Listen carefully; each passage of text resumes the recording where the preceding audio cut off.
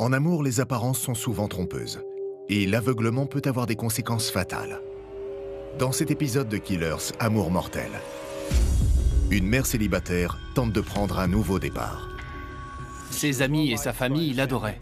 C'était une femme sympathique, sans histoire. Elle était célibataire. C'était une femme libre qui aimait la vie. Mais au lieu de rencontrer l'amour, son chemin croise un homme dangereux. Elle voulait le meilleur pour sa famille. Malheureusement, elle est tombée dans les griffes d'un prédateur. On peut passer beaucoup de temps avec quelqu'un et finalement ne pas avoir la moindre idée de qui il est vraiment.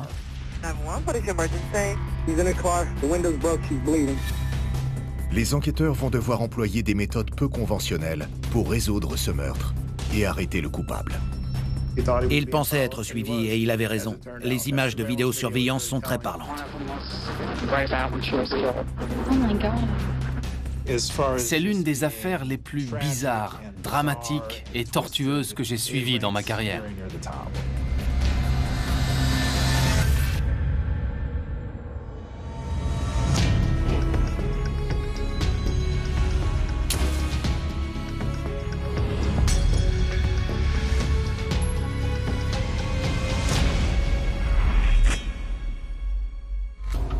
« 5 juillet 2003, peu après 23 heures, la police de Pinellas Park, dans la banlieue de Tampa, reçoit un appel d'urgence.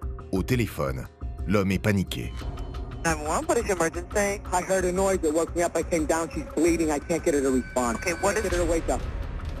L'homme qui a appelé les secours était dans tous ses états. Il n'avait aucune idée de ce qui s'était passé. Il a simplement signalé que sa colocataire était blessée. Elle avait du mal à respirer, elle était incapable d'appeler à l'aide, son état était très grave.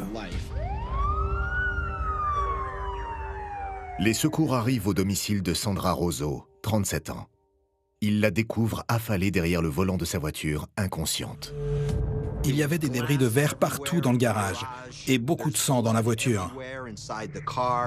C'était un crime brutal, terrifiant. Et à ce stade, on ne savait pas si elle était toujours en vie ou si elle était déjà morte. Son colocataire était en panique. Il y avait du verre brisé par terre et Sandy saignait abondamment sur le siège conducteur. Elle devait être emmenée à l'hôpital au plus vite.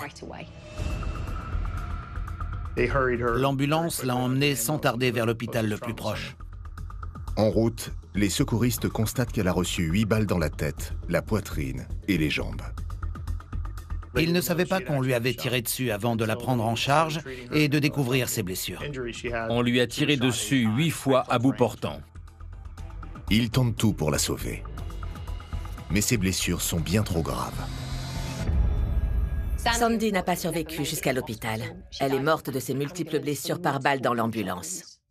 Sandy Rosso a été transportée à l'hôpital le plus proche où son décès a été prononcé. Et une enquête pour homicide a été ouverte. Sur les lieux du crime, les inspecteurs cherchent des indices susceptibles de leur révéler ce qui s'est passé. Il y avait beaucoup de choses à démêler sur la scène de crime. Il y avait du verre brisé, du sang et des éléments qui étaient des preuves potentielles. Il y avait plusieurs douilles par terre. Elles provenaient d'un fusil calibre 22.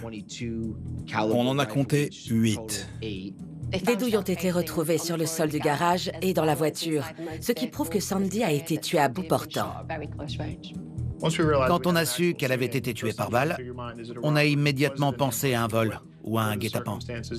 Son portefeuille a été retrouvé par terre. Il contenait des billets et ses cartes de crédit. La voiture n'avait pas bougé non plus.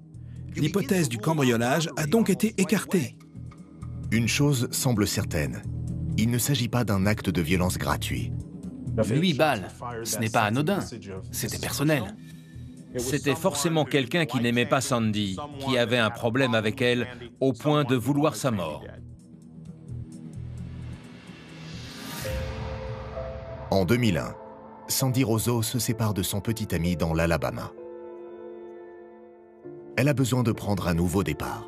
Alors elle choisit Tampa, en Floride, et s'installe dans une banlieue de la classe moyenne, Pinellas Park. C'était une femme sociable, optimiste. Ses amis étaient très importants pour elle. C'était une mère célibataire qui faisait tout son possible pour que son enfant ait une vie meilleure. Elle partageait la garde de sa fille avec son ex-compagnon.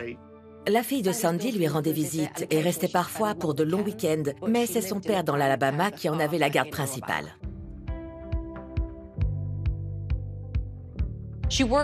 Elle travaillait au Green Iguana, un bar très populaire, surtout en fin de soirée. Sandy travaillait dans un quartier très branché de Tampa, très animé le soir. Son bar était le genre d'endroit où on venait faire la fête.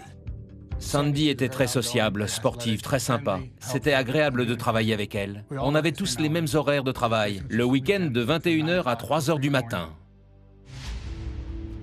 Grâce à sa beauté et sa personnalité, Sandy était très populaire auprès de la clientèle masculine. Sandy était flattée de plaire aux hommes, mais elle ne cherchait rien de sérieux. Ce qui comptait pour elle, c'était de pouvoir subvenir aux besoins de sa fille et payer son loyer. Sandy travaille dur. Et pour économiser, elle partage une maison mitoyenne avec un très bon ami, Tony Ponicall. Mais moins de 2 ans après son emménagement à Tampa, elle est abattue de sang-froid. La police interroge Tony pour tenter de découvrir qui aurait pu vouloir tuer la jeune femme. 2 inspecteurs se sont rendus chez lui pour lui poser des questions. Monsieur Ponicall est la personne qui avait découvert le corps. C'est lui qui avait appelé les secours. Tony a expliqué aux inspecteurs que Sandy avait commencé beaucoup plus tôt ce jour-là. Elle a quitté le Green Iguana vers 22h30 et était censée rentrer à Pinellas Park vers 11h. À cette heure, Tony était couché. Tony était chez lui, il dormait, il a entendu une forte détonation et il est descendu voir ce qui se passait. Tony Ponicall nous a dit qu'il avait entendu des coups de feu et qu'il avait d'abord pensé que c'était des restes de pétards de la fête nationale. Quand il s'est rendu compte que la voiture était là, il est sorti et il a trouvé Sandra en sang, gémissant de douleur. Il a paniqué. Il était terrifié. Tony Ponicall est immédiatement retourné dans la maison pour appeler les secours.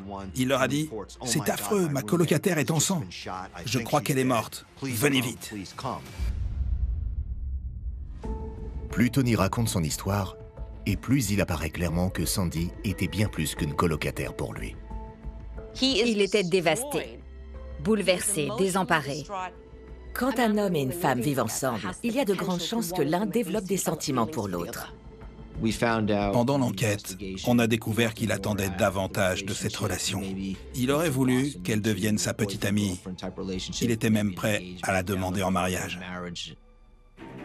Tony affirme qu'il respectait la décision de Sandy et que leur histoire était restée purement platonique. Mais les enquêteurs s'interrogent, inévitablement. A-t-il réellement accepté son refus si facilement ?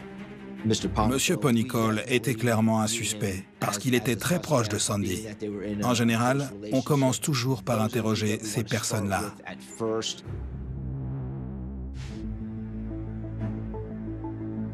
Les inspecteurs de Pinellas Park enquêtent sur le meurtre de Sandy Roseau, une serveuse de 37 ans.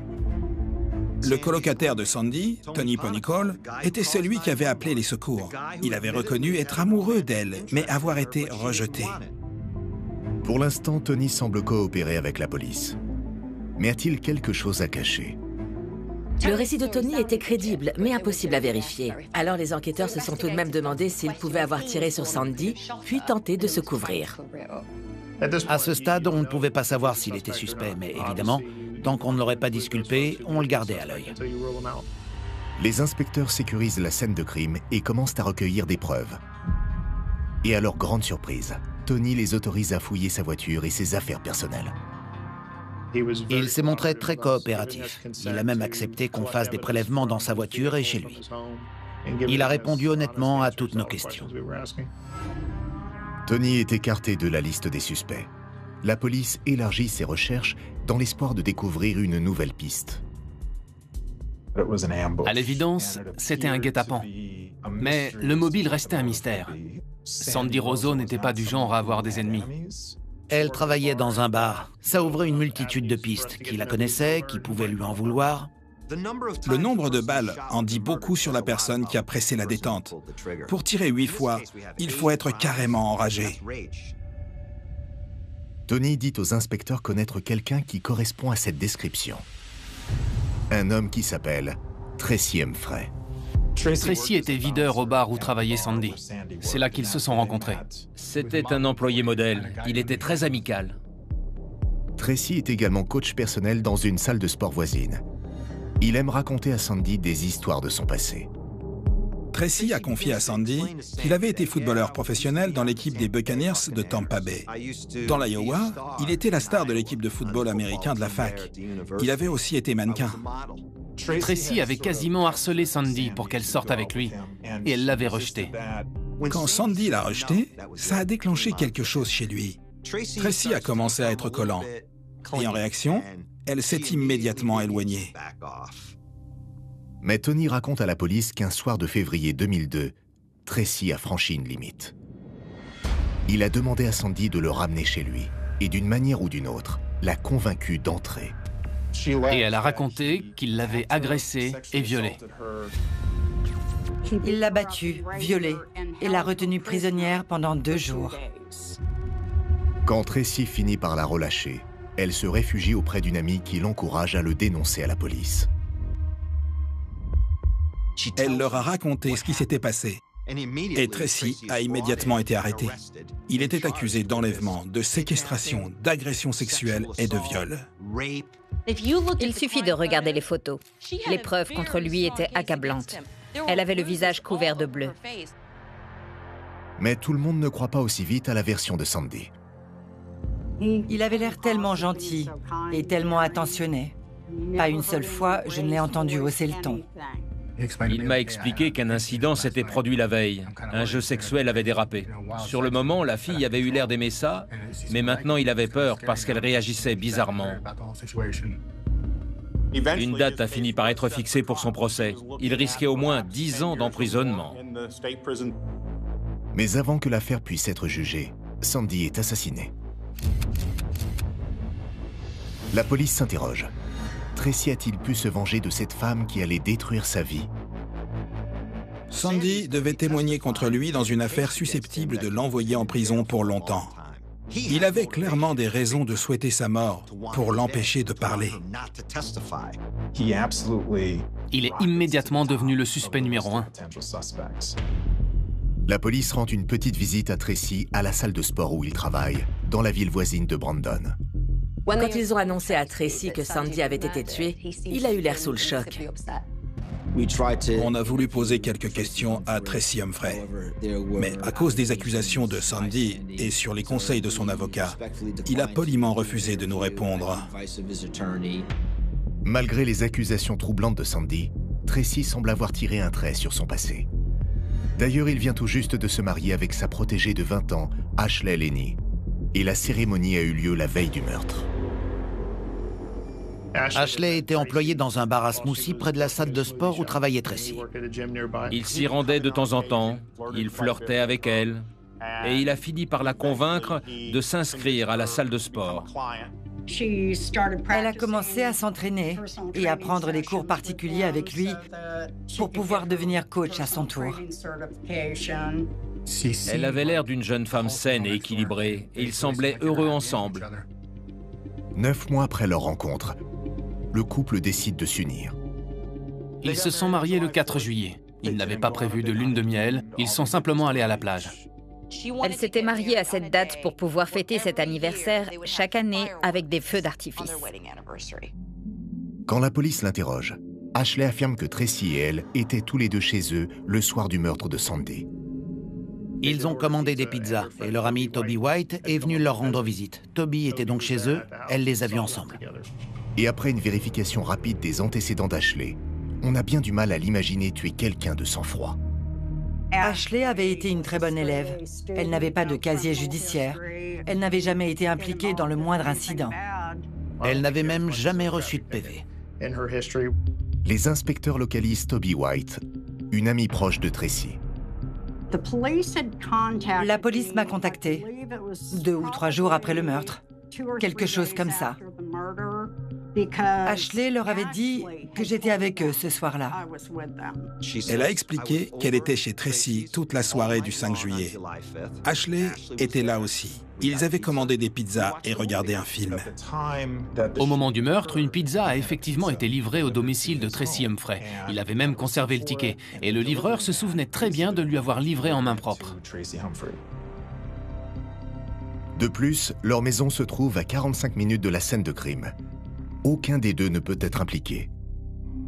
Tracy avait un mobile, mais aussi un alibi solide. Et Ashley Humphrey ne connaissait même pas Sandy Roseau. Mais si Tracy n'a pas tué Sandy, alors qui est-ce? Quelques jours après le début de leur enquête sur le meurtre de Sandy Roseau, 37 ans, les policiers sont dans une impasse. Son colocataire qui avait appelé les secours, puis Tracy qui avait des raisons de vouloir la tuer, ont été disculpés. Les inspecteurs étaient déconcertés. Quelqu'un voulait la mort de cette femme, mais qui? Quand les enquêteurs parlent aux amis et à la famille de Sandy, une nouvelle piste surgit.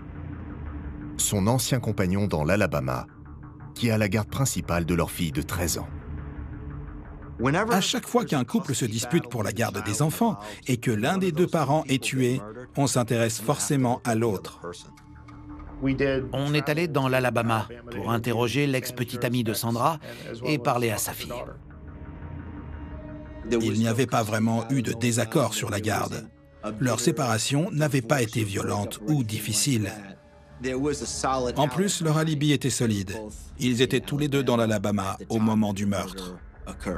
Alors, on les a assez vite écartés de la liste des suspects potentiels. Les inspecteurs sont de retour à la case départ, jusqu'à ce qu'ils reçoivent un appel inattendu d'un témoin qui souhaite revenir sur sa déposition. Un jour, Toby nous a appelés. Elle voulait nous voir le plus vite possible. Elle était très inquiète pour sa sécurité. Toby nous a recontactés pour nous avouer qu'elle n'était pas avec Tracy ce soir-là. Il lui avait demandé de mentir pour lui dès le début. Toby affirme qu'au moment où elle a entendu parler du meurtre, Tracy l'a invité chez lui et lui a demandé de lui fournir un alibi. Quand j'ai appris que Tracy était suspect, j'ai pensé que c'était impossible qu'il soit mêlé à cette affaire. Ce n'était pas du tout ce genre de personne. Il m'a dit « Je ne sais pas ce que je vais faire si tu ne m'aides pas. Il faut absolument que tu leur dises que j'étais avec toi ce soir-là. Il me faut un alibi. Je n'ai pas le choix. Et cet alibi, ce sera toi. » Je me disais qu'il avait très peur d'être soupçonné. Et c'est pour ça qu'il avait besoin d'un alibi. Pour moi, c'était ça l'explication, tout simplement. Toby a d'abord accepté de servir d'alibi à son ami. Mais les jours suivants, Tracy devient de plus en plus paranoïaque et se met à la menacer. Elle a commencé à s'inquiéter. Il l'a menacée pendant une séance de sport. Il lui a dit que si elle parlait à la police, elle aurait des ennuis. Alors Toby a modifié sa version des faits. J'étais terrifiée à l'idée qu'il me fasse du mal ou qu'il s'en prenne à ma famille. Tant qu'il n'aurait pas été arrêté, je serais à sa merci. Mais même si Toby est revenu sur sa déclaration, l'autre partie de l'alibi du couple tient toujours. Les enquêteurs obtiennent le relevé des appels du téléphone portable de Tracy. Ils espèrent repérer des incohérences. On a constaté que son téléphone portable bornait à proximité de son domicile à Brandon. À l'évidence, il se trouvait donc bien chez lui au moment du meurtre et non pas près de Pinellas Park. Les appels de Tracy prouvent qu'il n'a pas menti sur le lieu où il se trouvait. Mais ce n'est pas le cas d'Ashley. Ils ont découvert qu'elle n'était pas chez eux le soir du meurtre de Sandy Roseau. Ou tout du moins que son téléphone n'y était pas. En réalité, l'activité d'une antenne relais montre que le téléphone d'Ashley a été utilisé dans un endroit plus que suspect. Il y a eu une série d'appels entre Tracy et Ashley Humphrey. L'un se trouvant à leur domicile, à Brandon, et l'autre juste en face du bar où travaillait Sandy. Dans ce cas, Ashley est-elle l'assassin ou une autre personne a-t-elle utilisé son téléphone pour brouiller les pistes? Il y a forcément quelqu'un qui ne dit pas la vérité, parce que les preuves techniques ou scientifiques ne mentent pas. Alors, il n'y a que deux questions à se poser. Qui était en possession du téléphone et qui ment? Un meurtre de sang-froid ne semble pas correspondre à la personnalité d'Ashley. Mais quand les enquêteurs approfondissent leurs recherches, ils découvrent que le passé de la jeune femme est bien plus sombre que ce qu'ils imaginaient. Sa mère était alcoolique. Son père était en prison. Elle a été confrontée à la violence. Elle a été élevée par sa grand-mère, qui occupait une grande place dans sa vie. Et puis un jour, cette grand-mère est morte, et ça l'a dévastée. Il lui manquait quelque chose. Elle cherchait une figure paternelle, et Tracy Humphrey lui a apporté ce dont elle avait besoin, une forme de sécurité. Il était plus âgé, très musclé, mais aussi très sensible. Elle est tombée sous son charme. Il lui a dit qu'il allait s'occuper d'elle, qu'il allait en faire une femme au physique parfait. Il lui a promis que grâce à ses entraînements, elle pourrait devenir mannequin. Alors quand Tracy la demande en mariage, Ashley n'accepte pas seulement d'unir sa destinée à l'homme qu'elle aime. Pour elle, c'est aussi une chance de s'en sortir. Et le seul obstacle qui pourrait les empêcher de réaliser ce beau rêve, c'est Sandy. Elle a le pouvoir d'envoyer Tracy en prison pour 10 ans. Tracy Humphrey avait déjà été arrêtée plusieurs fois. Selon les lois de l'État, quand on a déjà été condamné pour agression, la récidive est automatiquement jugée comme un crime. C'est pour cette raison qu'il risquait jusqu'à 10 ans de prison pour avoir agressé Sandy. Ashley a-t-elle décidé de prendre les choses en main? A-t-elle voulu se débarrasser du problème une bonne fois pour toutes, par amour pour son mari?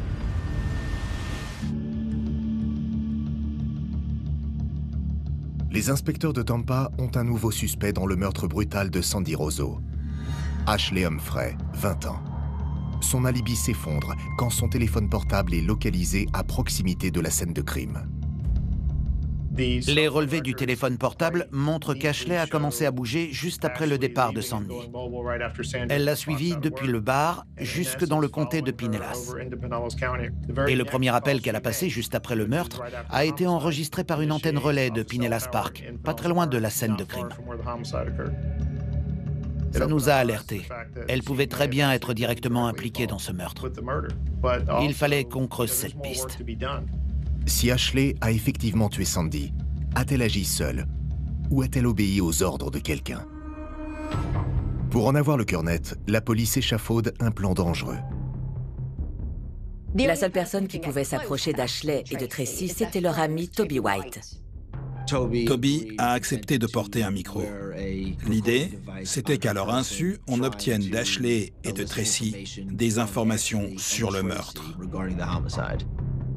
Tracy soupçonnant déjà Toby de collaborer avec la police, c'est un plan particulièrement risqué. Il était devenu paranoïaque, il ne dormait plus, il ne faisait plus confiance à personne. Tracy était extrêmement paranoïaque. Il avait donc évidemment conscience que Toby pouvait le dénoncer n'importe quand. Les derniers temps, il avait pris l'habitude de me prendre dans ses bras pour me saluer. C'était pour vérifier que je ne portais pas de dictaphone. Plus tard, Tracy retrouve Toby chez elle. Il a essayé de la joindre pendant tout le temps qu'elle a passé avec les policiers. Elle lui explique qu'elle ne pouvait pas répondre parce qu'elle avait perdu son téléphone dans un magasin. J'avais laissé mon portable à la police pour m'assurer qu'ils ne le trouveraient pas sur moi. La police a appelé pour me dire que mon téléphone avait été retrouvé et que je pouvais venir le chercher. C'était une ruse pour me faire sortir. La police a senti qu'elle était en danger. Un inspecteur prétendant travailler au magasin où son téléphone avait été retrouvé l'a appelé pour lui dire de venir le chercher. Tracy lui a proposé de l'accompagner. Il voulait s'assurer qu'elle ne mentait pas. On a pris sa voiture et ça s'est joué à une fraction de seconde. Au dernier moment, un policier a enfilé un gilet de l'enseigne et m'a dit « Effectivement, on a retrouvé votre téléphone dans les toilettes ». Quand il a vu que c'était bien mon téléphone, je l'ai senti soulagé, mais il restait quand même sur ses gardes. Les enquêteurs se rendent compte qu'ils sont en train de perdre le contrôle de la situation. Et le temps presse. Sur le chemin du retour, il a accéléré et les policiers ont perdu le signal du micro de Toby. Alors ils l'ont appelé pour essayer de comprendre ce qui se passait. Ils m'ont dit « Dites-lui que vous collaborez avec la police et qu'on est juste derrière vous. » Mais j'ai refusé. Il aurait pu me tuer facilement. Alors, je lui ai dit que c'était une amie qui n'allait pas bien et qui avait besoin que je passe la voir. Malgré la peur, Toby accepte à nouveau de porter un micro. Le 22 octobre 2003, Toby demande à Tracy et Ashley de la retrouver à la salle de sport. Cette fois-ci, la police a aussi installé des caméras de surveillance. On a imaginé une fausse citation à comparaître pour essayer de le faire sortir de ses gonds. Pour moi, le meilleur moyen de pousser Tracy à dire quelque chose par erreur était de le mettre en colère. Le document était une simple citation à comparaître devant le procureur de l'État. Ashley devait y faire une déclaration. Cell phone records indicated that she was in Pinellas County at the time of the killing.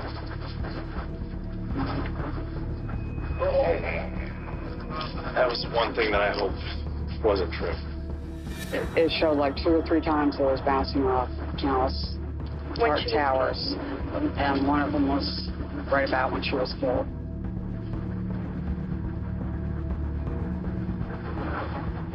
Oh my God.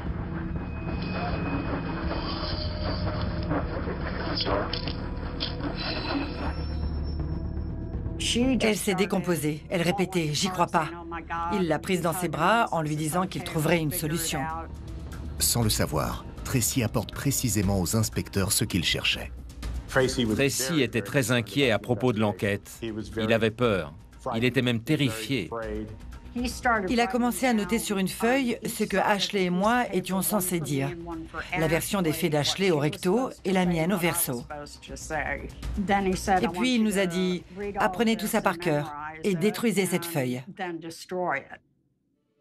Les images de vidéosurveillance sont parlantes. Leurs réactions et leurs propos n'étaient pas directement compromettants, mais suffisamment pour convaincre le procureur de porter l'affaire devant un grand jury. Et ce n'est pas tout. Les inspecteurs obtiennent aussi une piste sur l'arme potentielle du crime. Elle provient du compagnon de la mère d'Ashley. Il a affirmé qu'il lui avait prêté un pistolet. Elle l'avait demandé pour assurer sa sécurité. Il lui a confié un pistolet Ruger semi-automatique calibre 22. Cette arme utilise des cartouches à percussion annulaire de même calibre et forme que celles retrouvées sur la scène de crime. Il explique qu'Ashley ne lui a jamais rendu cette arme. Cette information suffirait à justifier son arrestation, mais les enquêteurs préfèrent attendre. Ils ont besoin d'éléments plus tangibles pour incriminer Tracy et ils ne veulent pas risquer qu'il leur échappe. C'était suffisant pour accuser Ashley du meurtre. Mais il leur manquait des preuves plus concrètes pour inculper aussi Tracy. Alors ils ont préféré chercher de nouveaux éléments. Tracy semble déjà avoir un mobile. Sandy l'a accusé de viol et il risque la prison. Et en se plongeant dans ses activités récentes, les inspecteurs tombent sur une dépense suspecte sur sa carte de crédit. Elle est associée à un stand de tir. Les employés confirment qu'il s'y est rendu avec Ashley. Tracy est allé à ce stand de tir pour apprendre à sa femme à se servir de cette arme. Mais comme il avait déjà été condamné plusieurs fois, il n'avait pas le droit de posséder d'armes à feu ou de munitions. Il a enfreint la loi. Il n'y avait pas d'arme du crime. Il n'y avait pas vraiment d'éléments permettant d'associer Tracy à cet homicide.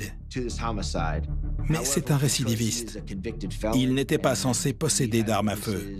Or, plusieurs témoins nous ont affirmé l'avoir vu en manipuler une, et même apprendre à Ashley à s'en servir.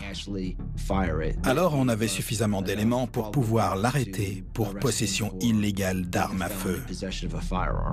La police pouvait arrêter Tracy pour non-respect des conditions de sa liberté conditionnelle, tout en continuant de rassembler des preuves. Le 18 décembre 2003, 8 voitures de police investissent le parking de la salle de sport où travaillent Ashley et Tracy. On l'a arrêté et inculpé pour meurtre avec préméditation. Tracy a été accusé de possession illégale d'armes à feu. Quand j'ai enfin reçu l'appel de la police pour me prévenir qu'ils avaient été interpellés, j'étais euphorique. Je me suis enfin sentie en sécurité pour la première fois depuis très longtemps. Tracy continue de nier toute implication et Ashley semble prête à soutenir son mari coûte que coûte. Elle a refusé de parler. Elle voulait un avocat. It's the murder of a woman that I don't know. Okay. The indictment was handed down for you for the first-degree homicide of Sandra Rozzo. Okay? Get my attorney. What do you mean, get him? I mean, bring him here. For what reason? Because I'm not speaking. I didn't do this. I'm not speaking without my attorney. Elle était amoureuse. Elle n'allait pas céder. Elle a raconté que son mari avait fait partie de l'équipe des Buccaneers de Tampa Bay, qu'il avait été une star du football américain dans l'Iowa et aussi mannequin. Et les inspecteurs l'ont immédiatement coupé pour lui dire que son mari n'a jamais fait tout ça, que ce n'était qu'un criminel violent. Ashley a découvert que tout ce que Tracy lui avait raconté était un tissu de mensonges. Son monde s'est écroulé.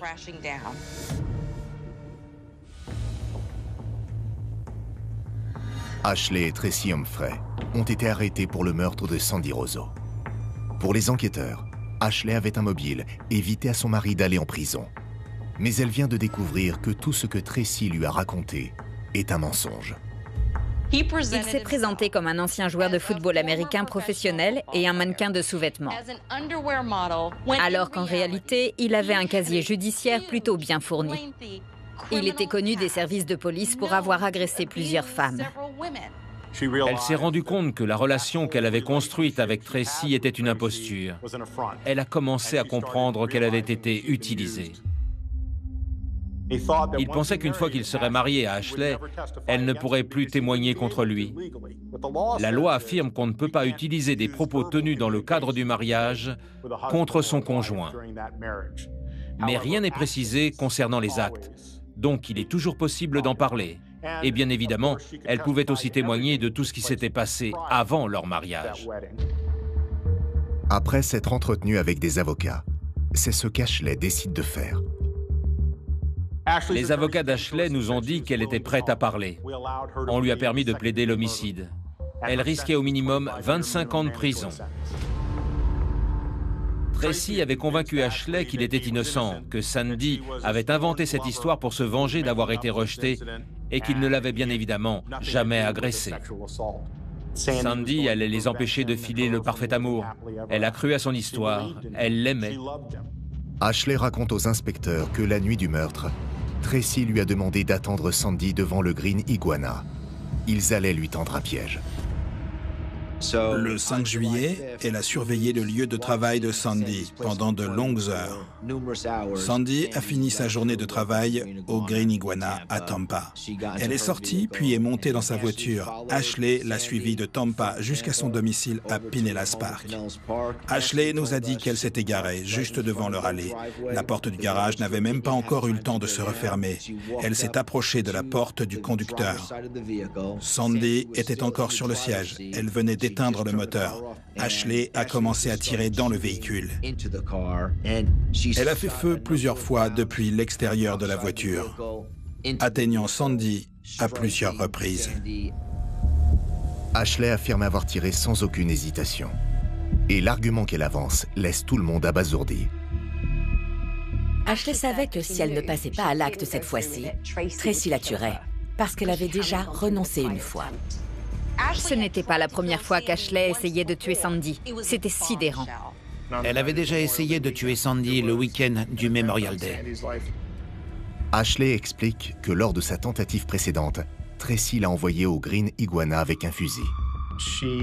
Elle est restée toute la journée dans la voiture. Quand Sandra est sortie, elle l'a mise en joue depuis l'autre bout du parking. Elle a regardé dans son viseur et appuyé sur la détente.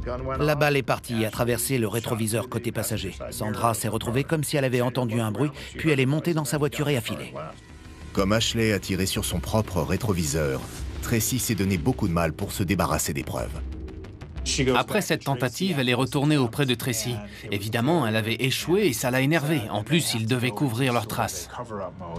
Ils sont allés acheter des jerrycans d'essence dans une autre partie de la ville. Et plus tard ce soir-là, ils ont mis le feu à la voiture.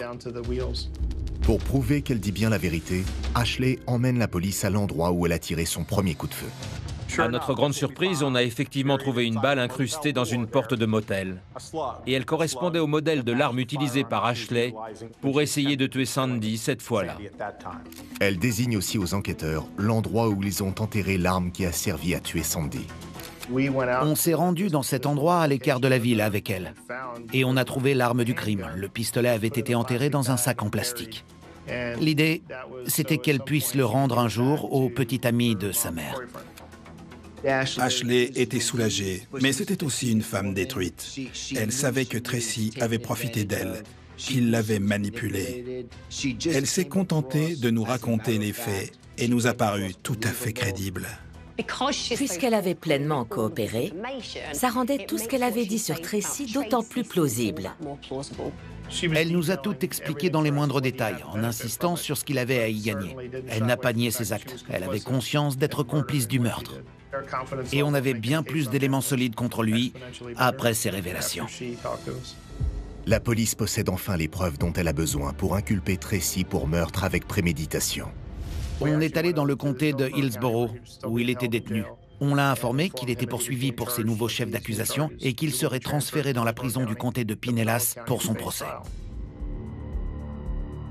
Mais le 16 avril 2004, Tracy tente le tout pour le tout en s'évadant de la camionnette qui l'emmène au tribunal. Tracy était un homme imposant. Il mesurait plus d'1,90 m et pesait plus de 100 kg à l'époque. Et c'était un fou dangereux, un psychopathe en liberté. La police boucle immédiatement le secteur et la chasse à l'homme commence.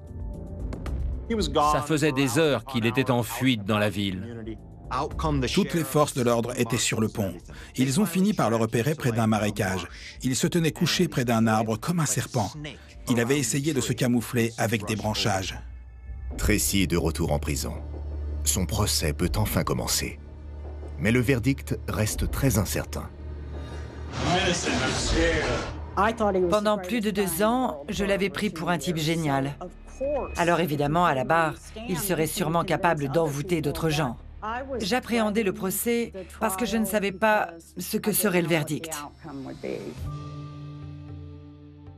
Tracy Humphrey risque la peine de mort pour le meurtre de Sandy Roseau. Sa femme Ashley a déjà avoué et a accepté de témoigner contre lui en échange d'une remise de peine. On était en présence de 2 époux qui témoignaient l'un contre l'autre. Mais on était surtout face à un homme plus âgé et un menteur invétéré, un individu capable de convaincre une jeune femme de l'épouser un jour et de tuer quelqu'un pour lui le lendemain. Ce n'était pas courant. On était assez confiants. On avait suffisamment d'éléments contre lui. De mon point de vue, l'issue de l'affaire dépendait avant tout des jurés. Allait-il croire Ashley? Le 14 février 2006, 2 ans et demi après le meurtre de Sandy, le procès de Tracy commence enfin.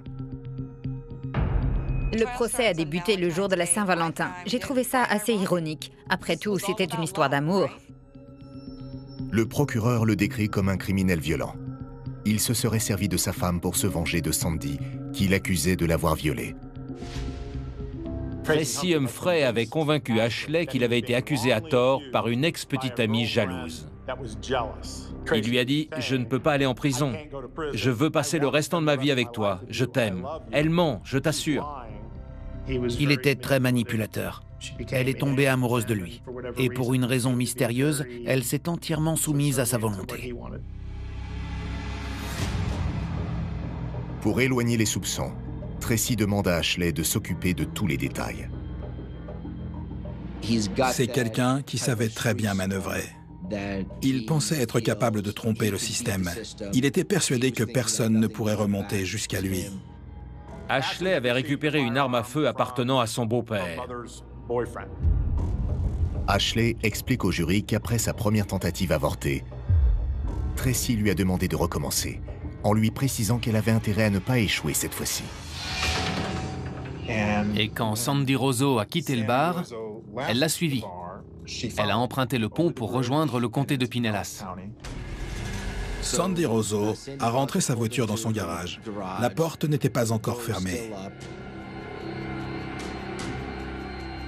Et avant même qu'elle ait une chance de sortir du véhicule, Ashley a tiré à plusieurs reprises à l'intérieur.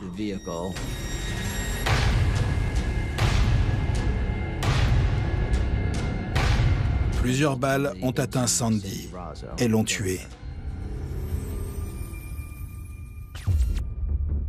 Ashley explique que Tracy l'a même coachée pour qu'elle sache quoi faire ensuite. Tracy avait dit à Ashley « Assure-toi qu'elle est bien morte. Elle ne doit pas se réveiller sur un lit d'hôpital et pouvoir raconter ce qui s'est passé. Tu dois la regarder dans les yeux et attendre qu'il se voile. C'est ce qui te confirmera qu'elle est morte. » Après le meurtre, elle est allée enterrer l'arme dans les bois de Hillsborough avec Tracy. Le lendemain matin, ils sont allés s'entraîner au stand de tir. Comme ça, en cas d'arrestation, ils pourraient facilement expliquer les traces de poudre. I loved him very much and I did not want to lose him. So you were willing to kill another human being because you loved him? Yes. C'est clairement Tracy qui avait le plus à gagner dans cette histoire. Il a participé au meurtre en aidant Ashley à se débarrasser des preuves. Et si l'on se fie à ses propos, qui ont été vérifiés, il est très clair que c'était lui le commanditaire.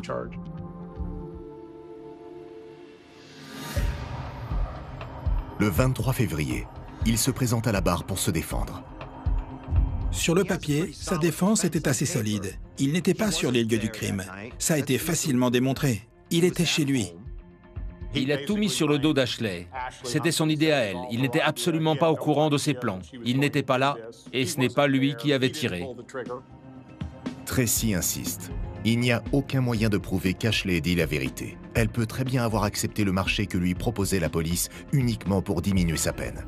Mais sa confiance commence à s'effriter pendant le contre-interrogatoire.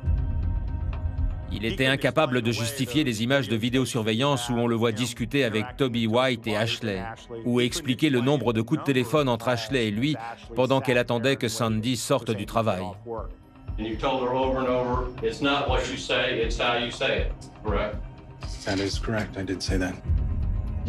Cet homme avait un casier judiciaire chargé. On savait qu'il avait déjà menti et qu'il avait été accusé de viol, d'agression et d'enlèvement par une ex-petite amie. Forcément, les gens ne l'ont pas cru. Le 24 février 2006, les deux parties font leur plaidoirie et concluent. Moins de 3 heures plus tard, le jury revient avec un verdict. Ils l'ont reconnu coupable du chef d'accusation, donc de meurtre avec préméditation. I will sentence you to the Department of Corrections for the rest of your natural life. You have no possibility of parole. Quand le verdict a été prononcé, j'étais chez moi. J'ai ressenti un grand soulagement. Tout au long de cette affaire, j'avais eu peur qu'il s'en tire parce qu'il était parfaitement capable de tromper son monde. Mais personne n'a été dupe. Il pensait pouvoir se mettre le jury dans la poche en jouant la victime. Je vous jure que je n'ai rien à voir avec ça. Mais le fait est qu'il avait tout à voir avec ce meurtre. Personne ne souhaitait plus la mort de Sandy que lui. Si on n'avait pas pu compter sur le témoignage d'Ashley, Tracy s'en serait probablement sorti impunément. Lui qui avait réussi à échapper tant de fois à la justice a enfin eu ce qu'il méritait. Et ironiquement, c'était précisément ce qu'il voulait éviter, la prison.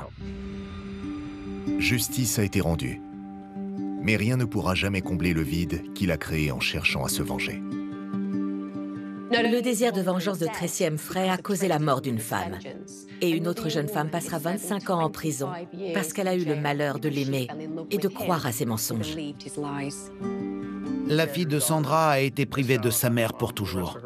Et elle manque aussi énormément à sa mère et à sa sœur.